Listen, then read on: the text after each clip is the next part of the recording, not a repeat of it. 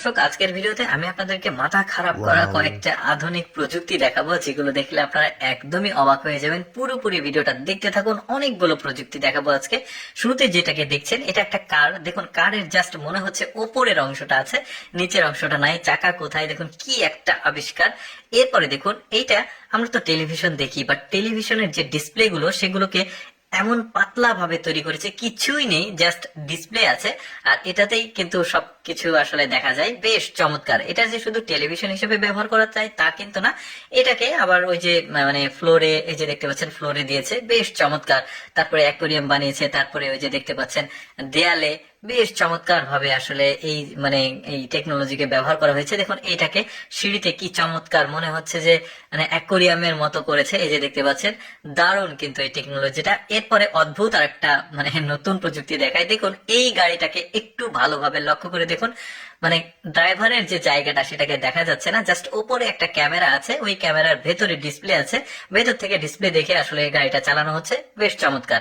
এটাও কিন্তু ওই একই প্রযুক্তিতে ব্যবহার করা হয়েছে, বাট আমার একটু ডাউট আছে, কারণ এখানে কোনো ড্রাইভার দেখা যাচ্ছে না। বাট প্রযুক্তি দিয়ে আসলে চলছে, কিভাবে চলছে অ্যাকচুয়ালি এটা বোঝা মুশকিল। সম্ভবত এই গাড়ি থেকে আসলে অপারেট করা হচ্ছে ড্রাইভিং সিটটা। এরপরে দেখুন, এক্সেপশনাল একটা রেস্টুরেন্ট দেখায়। দেখুন এই রেস্টুরেন্টে মানে অটোমেটিক ভাবে আসলে খাবারগুলো ঘুরে যাচ্ছে, যেটা যার পছন্দ এখান থেকে নিয়ে কিন্তু খাচ্ছে। বেশ চমৎকার একটা রেস্টুরেন্ট।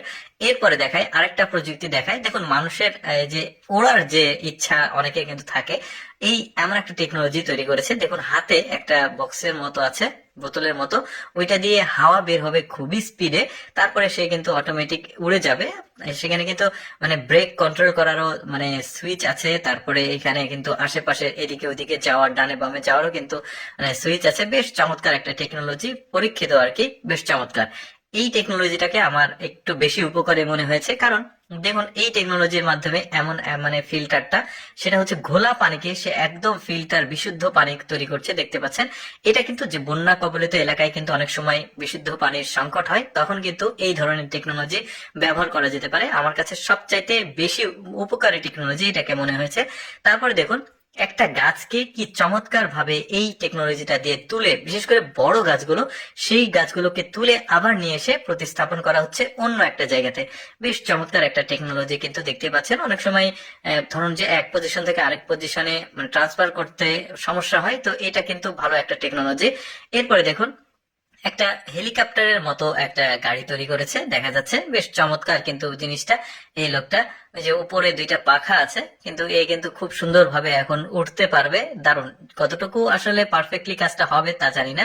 তারপরে দেখতে পাচ্ছেন এটা ড্রোন ব্যবহার করেছে, মানে উঁচু পাহাড়ি অঞ্চলগুলোতে কিন্তু এক জায়গা থেকে আরেক জায়গায় ভারী জিনিসপত্র নিয়ে যাওয়ার সমস্যা, তো এই টেকনোলজি ইউজ করেছে। আমি সবসময় চেষ্টা করি আপনাদের সামনে কিছুটা এক্সেপশনাল ভিডিওগুলো উপস্থাপন করার।